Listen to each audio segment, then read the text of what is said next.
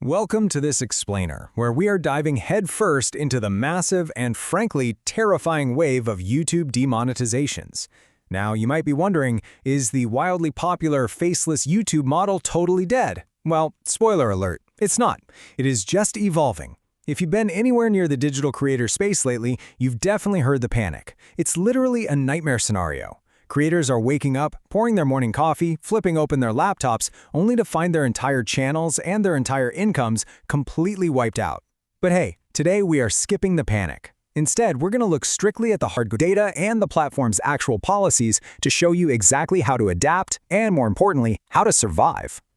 To really wrap our heads around the immense stakes here, we have to look at the fallout from the January purge. Just picture that number on your screen, $10 million. In just one single massive wave. A staggering $10 million in annual ad revenue was completely erased overnight.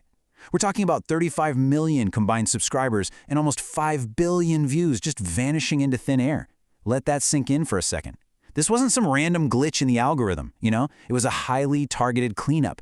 The era of just hitting a button and letting artificial intelligence do 100% of the heavy lifting for you, yeah, that's over. And understanding exactly why that is the absolute key to your survival. All right, so here is our roadmap for today's explainer. We'll start with the YouTube AI purge. Then we'll break down the 2 enforcement policies. After that, we'll dive into the 4-question safety framework, look at 4 formats that actually work, and finally wrap up with building beyond AdSense. Okay, let's kick things off with Section 1, the YouTube AI purge, where 35 million subscribers were erased. We really need to grasp the sheer scale of this fallout. Like we just talked about, in just one single month, YouTube actively terminated 16 of the top 100 AI faceless channels. When nearly a fifth of the absolute biggest players are just swept off the board in mere weeks, you know the environment right now is totally ruthless. If you don't know exactly what you're doing, you are definitely at risk. So we need to actively identify the specific targets currently sitting right in YouTube's crosshairs. And this breakdown hits the nail on the head. It highlights the exact patterns YouTube is hunting for. Think of these as the current glaring danger zones. AI story compilations? They're getting flagged instantly for being templated and mass-produced. Fake movie trailers? Oh man, they are catching real legal warnings from massive studios like Disney, which leads to lightning-fast deletions. Meanwhile, AI motivation and quotes channels? They completely lack any original thought. Faceless political content is getting struck down as a non-verifiable source, which is obviously a massive misinformation risk for the platform. And finally, make money online content is catching absolutely brutal community strikes for misleading income claims. Bottom line, if your strategy relies on low-effort templates in literally any of these categories, you are standing directly on the train tracks. So let's move right along to Section 2, the 2 enforcement policies and navigating the rules in the gray zone. To properly defend your content, you really have to understand the underlying anatomy of the platform. Specifically, you need to know the 2 distinct enforcement tools YouTube is actively using right now to shut channels down. The crucial point here is the distinction between these 2 rules. Policy 1 is inauthentic content. Think of it like an automated factory. It targets copy-paste slop. It's actively looking for those low-effort slideshows with the exact same robotic voiceover or stories that only have super superficial differences. Then you have Policy 2, reused content, which kind of acts like a filter for the human brain. It penalizes channels where your unique human input isn't glaringly obvious to the viewer. And honestly, here's the real kicker. This second one applies to your entire channel, not just individual uploads. If the human reviewers cannot clearly see the meaningful difference you made, they will pull your monetization immediately. No questions asked. But, actually, here is the major flaw in this current cleanup operation. There is a really dangerous gray zone. Unfortunately, as this quote perfectly highlights, legitimate 3D animators doing highly original, incredibly creative work, creators like Eddie FB and Dinomania, are getting caught right in the crossfire. Why? Because the system's algorithms are scanning for surface signals that mistakenly group their genuine, painstakingly crafted animation workflows with cheap AI spam.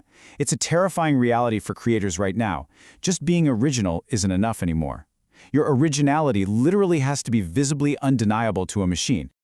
And that brings us to Section 3, the 4-question safety framework, which is basically your diagnostic checklist for genuine human value.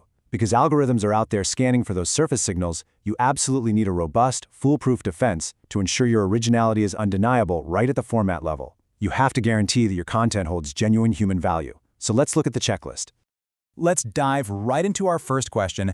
Does a human actually have to decide what to include, what to leave out, and what specific angle to take? Because if an AI is making all those creative choices for you and just spitting out the final product, you've got a massive problem on your hands. Human editorial judgment, your actual taste and curation, that is your very first layer of protection against the purge. Question 2 highlights what is probably the most frequently skipped step by new creators. Does the creator add a perspective that AI just can't replicate? Look, AI is fantastic at generating raw information, but it completely lacks your lived experience. It doesn't have a childhood, it doesn't have specific opinions, and it certainly doesn't have your unique sense of humor. You have a voice, and actively applying that voice is what truly separates your content from all the automated junk out there. Moving on to question 3, which asks a really vital structural question. Is AI a tool, or is it the entire product? There is a massive, massive difference between using AI as leverage, to generate a few background images, to clean up your audio, or just to edit faster, versus letting the AI generate the entire project end-to-end without your intervention. If you are doing the latter, that is a glaring neon red flag for the platform's detection systems. And finally, question 4 is the ultimate filter. Would this content even exist without the creator's input? Think about it this way. If someone fed the exact same prompt into the exact same AI tool, would they get a result identical to yours? If the answer is yes, then your channel has absolutely no differentiating factor, none, and YouTube's algorithm will eventually catch on and shut you down. Your specific input has to be the magic ingredient. All right, let's pivot to the positive with section 4, 4 formats at work. This is proof that the framework actually succeeds, because hey, knowing what to avoid is really only half the battle, right? Let's look at the safe formats that easily pass all 4 of these framework questions with flying colors. It proves that faceless content can absolutely still be an incredibly lucrative venture. Creator, you must fundamentally shift your mindset completely away from platform dependency. This is a pretty sobering reality check that every single creator needs to hear. Even if you pick the absolute perfect, safe niche, and you build a channel that the algorithm absolutely loves, if your entire income relies solely on AdSense, you are incredibly vulnerable. You are literally one single policy change away from zero. Relying completely on ad revenue leaves your entire livelihood profoundly exposed to the next unexpected update. And as we've already seen today, those updates can be brutal. So instead of putting all your eggs in the YouTube AdSense basket, check out this bulletproof business model breakdown. You need to treat your YouTube channel purely as top-of-funnel distribution. Use that massive reach you're building to create owned assets, things like newsletters, making up maybe 25% of your revenue, or private communities and digital products. Toss in some direct sponsorships, and suddenly AdSense is just a small 15% slice of your overall pie. This approach builds a real, solid moat around your income. It allows you to scale your business entirely independently of the platform's ever-changing moods.